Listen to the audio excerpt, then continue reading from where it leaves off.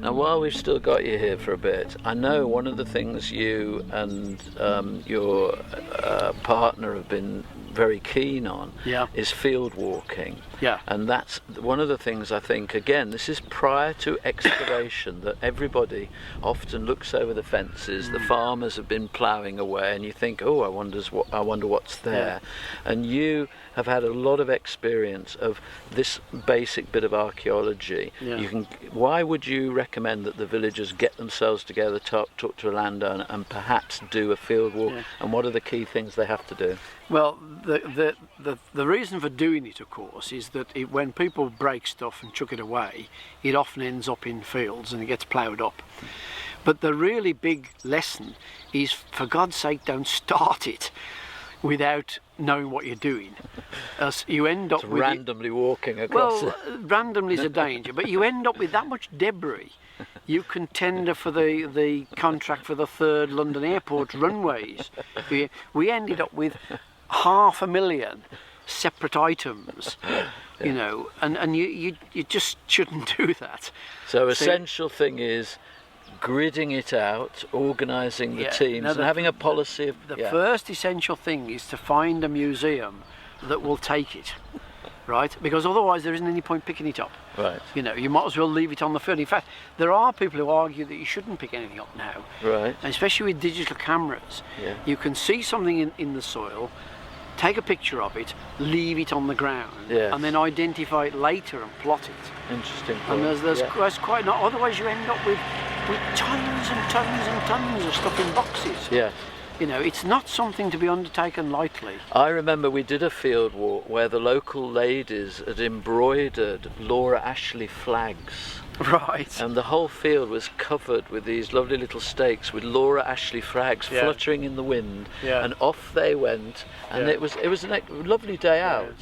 We had a lunch. It was a bit like a hunting party, wasn't it? It is very therapeutic and it's very social. And the nice thing is the kids are good at it because they're lower to the ground, better eyesight. Yeah. I mean, we used to have sort of 15 people in a line walking up a field, and we gave them 25-metre lengths, 25 metres apart, and we gave them 10 minutes on that.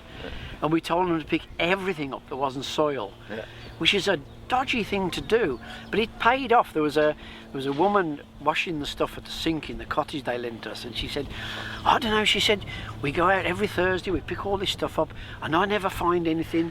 And she said, look at this, for example. She said, I could see that it was flint, so I thought, well, it's not now, so I brought it in, and I had a look at it. It was a Bronze Age flint hammerstone.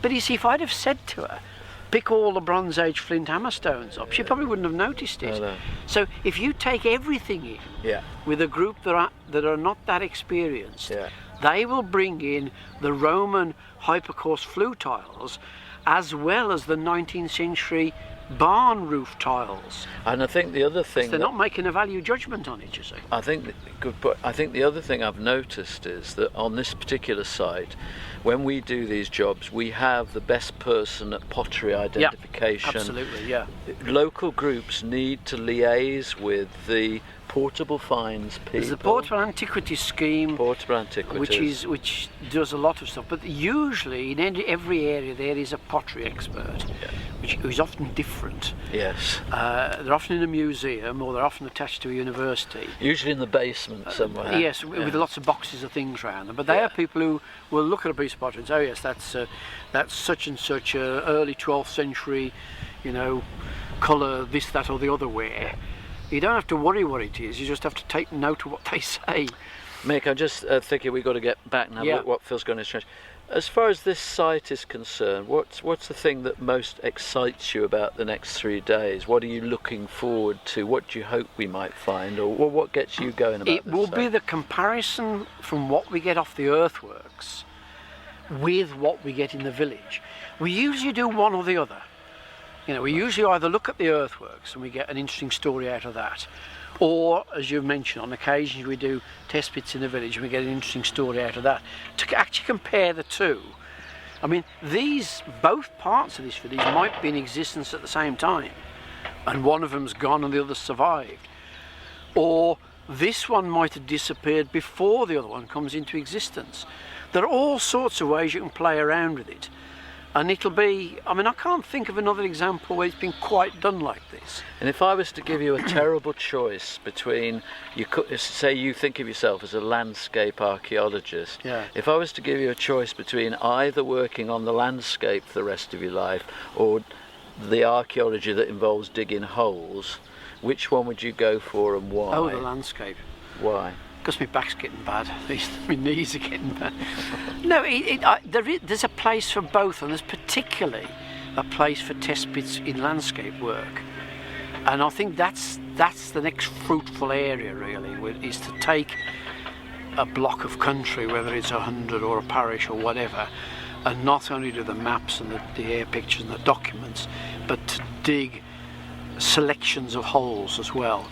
And I think if you combine that with a lot of geophysics, as we do, and then there's a whole battery of scientific techniques you could use, we shall really make some progress then.